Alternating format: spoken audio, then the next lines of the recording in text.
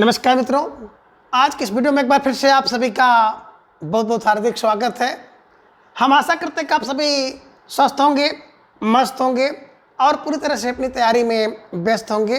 तो मित्रों, आज की इस वीडियो में एक बहुत महत्वपूर्ण टॉपिक है जो कि लगातार आप सबकी परीक्षा में पूछा जाता रहा है कि प्रमुख रचनाओं के जो भाग है उस भाग का क्या शीर्षक है और उसके कितने भाग हैं। इससे संबंधित प्रश्न लगातार आपकी परीक्षा में पूछा जा रहा है।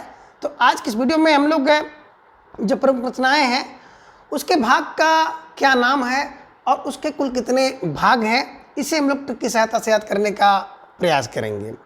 तो जैसा कि स्क्रीन पर आप देख पा रहे हैं प्रमुख रचनाओं के भाग और इस भाग का शीर्षक या क्या नाम है। तो जिनमें सबसे पहले आप देख पा रहे हैं ये रचना है झूठा सच, बड़ी प्रसिद्ध रचना है।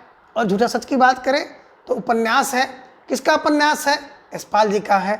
और इस उपन्यास का जो भाग है ना, और कितना भाग है? 2 भाग हैं। अब देखिए मित्रों, इसे कैसे दिमाग में बैठाएं। तो बिल्कुल आप ट्रिक बनाइए। कोई व्यक्ति झूठा है ना। अब झूठा व्यक्ति के सामने कौन आ गया? सच आ गया, सच्चा व्यक्ति आ गया। तो क्या करो? तो भाग जाओ। तो टू फार तो क्या करो? भाग जाओ। ध्यान में रखिएगा कि कोई व्यक्ति झूठा है और झूठे व्यक्ति के सामने सच व्यक्ति आ गया और सच्चा व्यक्ति आ जाए तो भाग जाओ। तो फार टू, तो भाग भाग भाग भाग, है ना। तो झूठा व्यक्ति के सामने कौन आया? सच्चा व्यक्ति। सच्चा आ गया तो भैया भाग जाओ, तो भागो। ठीक है, इसे ध्यान में रखिएगा। और इस क्लू के साथ आप इसे याद करेंगे तो निश्चित रूप से आपको आसानी से याद हो जाएगा और हमेशा के लिए याद हो जाएगा। इसका समय भी अगर आप देखें तो बिल्कुल पहला भाग है वतन और देश है और दूसरा भाग है देश का भविष्य। तो वतन और देश की बात करते हैं 1958 में और दूसरा भाग 1960 में प्रकाशित हुआ है। इसे ध्यान में रखिएगा। ठीक है, चलिए आगे। दूसरी रचना है, बड़ी महत्वपूर्ण रचना है, भारत भारती। बात करें भारत भारती, मधुसूदन गुप्त जी की रचना है। क्या है?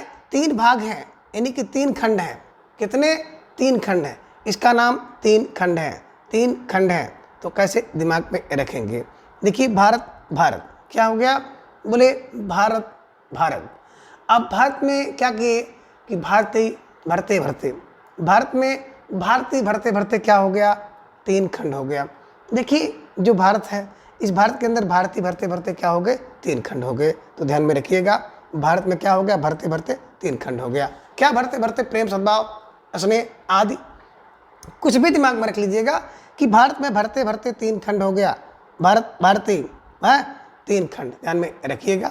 तो 3 खंड हो गया, इसे ध्यान में रखिएगा। और अगली यानी कि तीसरी रचना है बीसल देव रासो। बात करें बीसल देव रासो की तो इसके कुल 4 खंड हैं। कैसे दिमाग में रखेंगे कि बीसल देव रासो के 4 खंड, बीसल देव रासो के 4 खंड। तो देखिए, यहाँ पे है 20, है ना, लदे। अब भैया किसी के ऊपर 20 लोग लद जाएंगे तो क्या हो गया? बोले उसके 4 खंड हो गए। 20 लदे तो 4 खंड। बीसल देव, 20 देखिए 20 इस तरह से होता है ना, थोड़ा सा लिखने में वहाँ पर गड़बड़ी हो गई है। तो 20 लदे, बीसल देव, 20 लदे तो बोले 4 खंड हो गए। ध्यान में रखिएगा, जब 20 लदे तो 4 खंड हो गए। 20 लदे मतलब बीसल देव और 4 खंड इसके हैं। ठीक है, चलिए थोड़ा सा आप लोग देख लीजिएगा मित्रों, तबीयत बहुत सही नहीं है, आपको पीडी में भी पता चल रहा होगा। लेकिन चूँकि पढ़ना है, तैयारी करना है तो लगातार लगे रहना है। और आप लोगों के द्वारा जो स्नेह प्रेम मिल रहा है ये मेरे लिए बहुत काफ़ी है। ठीक है ना। आगे चौथी रचना है भाषा भूषण। अब भाषा भूषण कितने? बोले 5 प्रकाश। तो बस इसको दिमाग में बैठा लीजिएगा कि भाषा का भूषण है ना। तो भाषा ही भूषण है तो उस पर क्या करिए? उस पर 5 प्रकाश कर दीजिए। भाषा के भूषण पर 5 प्रकाश कर दिए और भाषा ही भूषण है तो 5 प्रकाश उस पर कर दीजिए। यानी कि भाषा भूषण के 5 प्रकाश हैं, इसे ध्यान में रखिएगा। अगली रचना है कवित्र रत्नाकर। कवित्र रत्नाकर की बात करते हैं तो कवित्र रत्नाकर के 5 तरंग हैं। कवित्र रत्नाकर 5 तरंग। अब देखिए, जो कवित्व है ना, कवित्व क्या बाती है? बोले तरंग। तरंग को देख करके क्या आती है? बोले कविता आ जाती है। तो क्या करते हैं? तो 5 तरंग पढ़ देते हैं। बस दिमाग में रखिएगा, कविता देख करके क्या हो जाता है? 5 तरंग आ जाती है। 5 तरंग आ जाती है। आप ये भी दिमाग में रख सकते हैं, कवित्त एक रत्न है ना, और 5 तरंग मिलता है, तो कवित्त तरंग, कवित्त तरंग, कवित्त तरंग, ठीक है। चलिए, कवित्त की 5 तरंग ऐसे दिमाग में बैठा लीजिएगा, कवित्त के 5 तरंग, ठीक है। अगला जो रचना है, नाटक है अंधायुग, धर्मवीर भारती द्वारा लिखा गया है। इसके 5 अंक हैं। आप कैसे दिमाग में रखेंगे, तो देखिए, अंधा व्यक्ति है ना, तो उसको अंक चाहिए, आंख आंख आंख आंख चाहिए, आंख आंख को आप कर लीजिए अंक, ठीक है ना। तो भैया अंधा व्यक्ति है तो क्या कर रहा है, तो भैया आंख चाहिए, आंख माने अंक चाहिए। और किससे, बोले पंच से, पंच से आंख चाह रहा है, पंच माने 5, पंच से कहता है आंख चाहिए, आंख आंख अंक, ठीक है, अंधा व्यक्ति, ठीक है, इसे ध्यान में रखिएगा। और अगली रचना है त्यागपथी। बात करते हैं त्यागपथी, क्या, बोले 5 सर्ग है।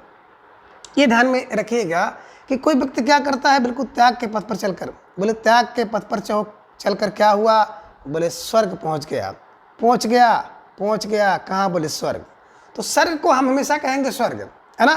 तो त्यागपथी व्यक्ति क्या करता है, बिल्कुल त्यागपथी व्यक्ति त्याग करके स्वर्ग को पहुंच गया माने पहुंच, ठीक है ना। तो त्यागपथी व्यक्ति त्याग करके स्वर्ग पहुंच गया स्वर्ग, 5 स्वर्ग, ठीक है। अगली रचना है उर्वशी। अब उर्वशी के भी 5 अंक हैं। अब उर्वशी है ना, 5 अंक, उर्वशी 5 अंक। अब उर्वशी की कितनी, बोले इस उर्वशी के 5 अंक हैं, 5 अंक हैं, 5 अंक हैं, 5 अंक, उर्वशी के 5 अंक, 5 अंक, ठीक है। अगली रचना है, बड़ी प्रसिद्ध रचना है, रामचरितमानस, गोस्वामी तुलसीदास द्वारा लिखी गई है।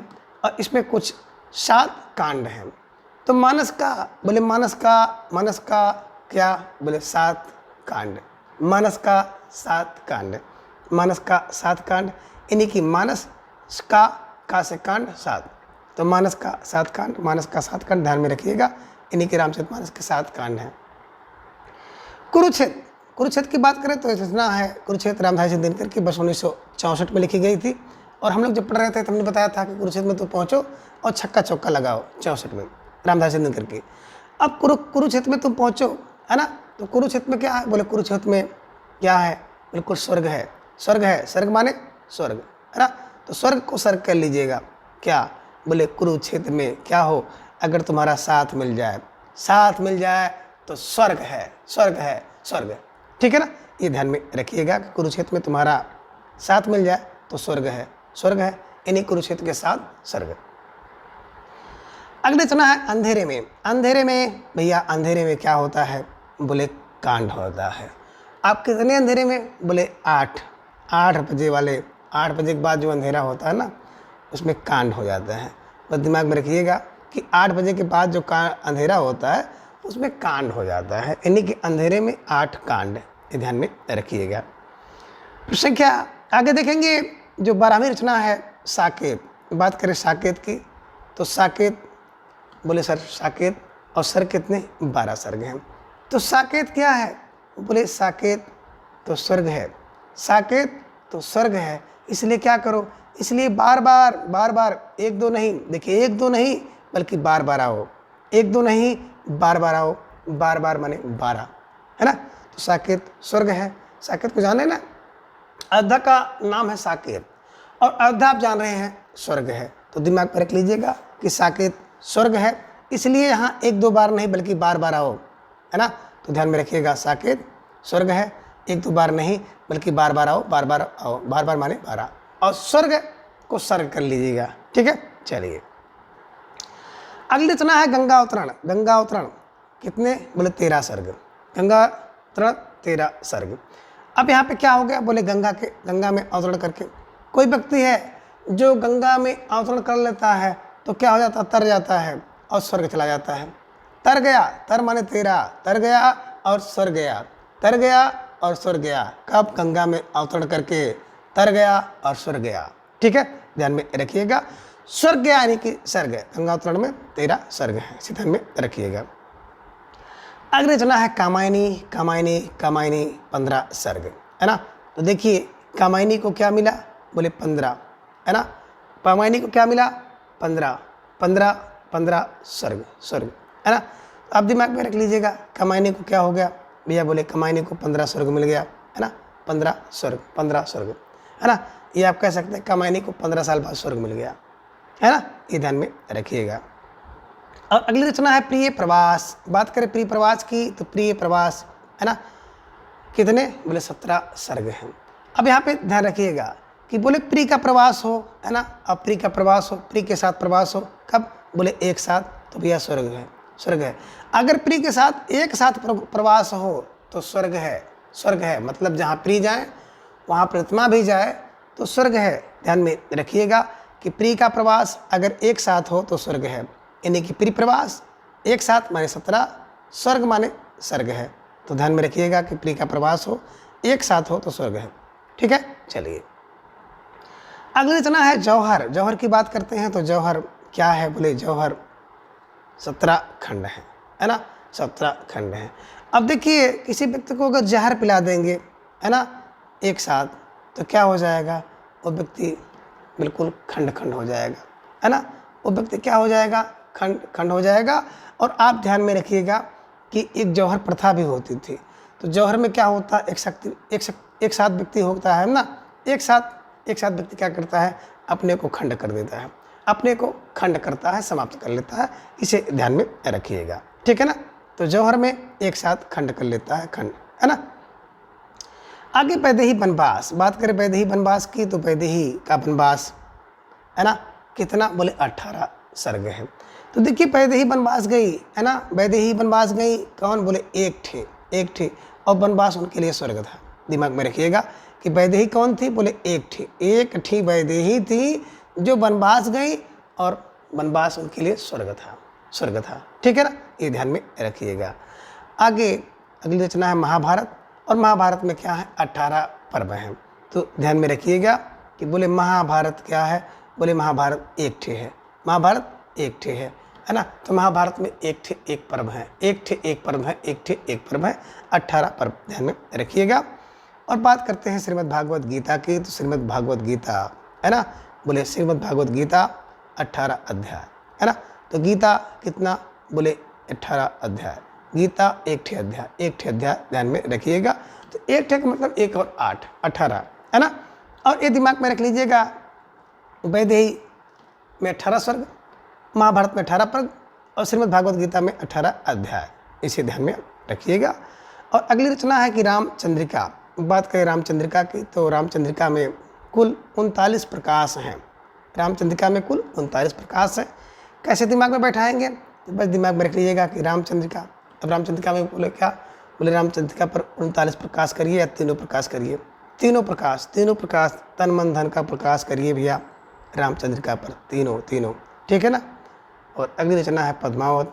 बात करते हैं पद्मावत की तो बिल्कुल पद्मावत में 57 खंड हैं, पद्मावत में 57 खंड हैं, है ना।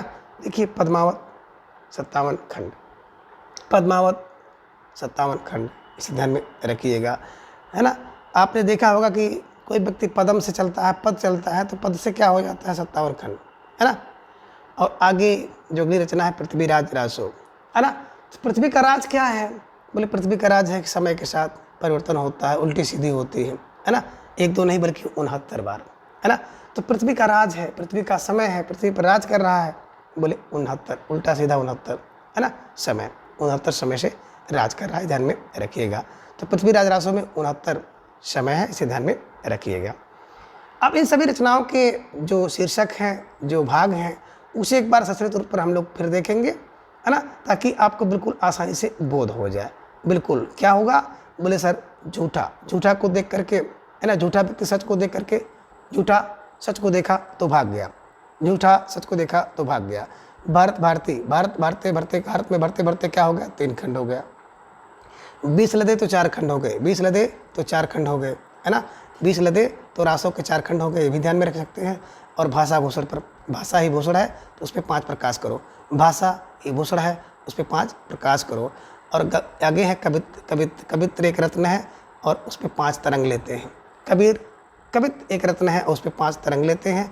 और अंधा या अंधा व्यक्ति को अंक चाहिए, कितने, 5 से अंक चाहिए, ठीक है ना। त्यागी व्यक्ति क्या करता है, त्याग के पथ पर चलकर क्या करता है, बिल्कुल पहुंच जाता है, स्वर्ग पहुंच जाता है, स्वर्ग पहुंच जाता है। त्यागी व्यक्ति, त्यागी त्यागपति है ना, बिल्कुल क्या करता है, त्याग करके स्वर्ग पहुंच जाता है, पहुंच जाता है स्वर्ग है ना। उर्वशी के 5 आंक है, उर्वशी के 5 आंक है, 5 आंक है, ध्यान में रखिएगा। और रामचरितमानस के 7 कांड, मानस के 7 कांड यानी कि रामचरितमानस के 7 कांड, ठीक है। अब कुरुक्षेत्र में क्या हो जाए, बोले कुरुक्षेत्र में तुम्हारा साथ मिल जाए, साथ मिले तो स्वर्ग है। कुरुक्षेत्र में तुम्हारा साथ मिले तो स्वर्ग है, 7 स्वर्ग है ना। अंधेरे में, बोले अंधेरे में कांड होता है 8 बजे, 8 बजे के बाद अंधेरे में कांड होता है, कांड दिमाग में रख लीजिएगा। और साकेत भैया स्वर्ग है, इसलिए साकेत में 1-2 बार नहीं बल्कि बार बार आओ, बार आओ, ठीक है। और गंगा में अवतरण होकर क्या हो गया, बोले व्यक्ति तर गया और स्वर्ग गया, तर गया और स्वर्ग गया, तो गंगा अवतरण 13 और स्वर्ग, ठीक है। तो गंगा में अवतरण करके तर गया और स्वर्ग गया, ठीक है ना। कमानी 15 साल बाद स्वर्ग गई, तो कमानी 15 साल बाद स्वर्ग गई यानी कि स्वर्ग, ठीक है। और प्रिय का प्रवास अगर एक साथ हो है ना तो स्वर्ग है ना। प्रिय आपके साथ रहे, एक साथ रहे तो स्वर्ग है, ठीक है ना। जौहर में क्या होता है, व्यक्ति है ना एक साथ क्या करता है, अपने आप को खंडित कर लेता है, खंड कर लेता है। तो जौहर में एक साथ व्यक्ति क्या करता है, खंड कर लेता है, ध्यान में रखिएगा। और वैदेही क्या बोली, वैदेही एक थी और वनवास गई तो वनवास उनके लिए स्वर्ग हो गया। महाभारत भैया, महाभारत में एक पर्व है, ध्यान में रखिएगा।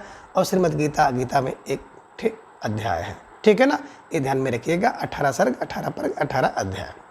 रामचंद्रिका की बात करते हैं तो रामचंद्रिका पर क्या करो, बोलो तीनों प्रकाश करो, तीनों तन मन धन तीनों का प्रकाश करिए रामचंद्रिका पर। और पद्मावत पदम से क्या करो भैया, 57 खंड, पदम से 57 खंड कर दो, पदम से 57 खंड करिए। और पृथ्वी पर क्या बोले राज है कितने, बोले उल्टे सीधे 69 है ना। समय से राज चल रहे हैं, ये ध्यान में रखिएगा। तो मित्रों इस प्रकार से आप इन सभी रचनाओं के जो प्रमुख शीर्षक हैं उसको और शीर्षक के सभी भाग को आसानी से याद कर सकते हैं। तो आज के इस वीडियो में बस इतना। अगले वीडियो में फिर हम इसी तरह से कोई एक महत्वपूर्ण वीडियो लेकर आप सबके लिए उपस्थित होंगे। तब तक के लिए धन्यवाद, नमस्कार, बाय।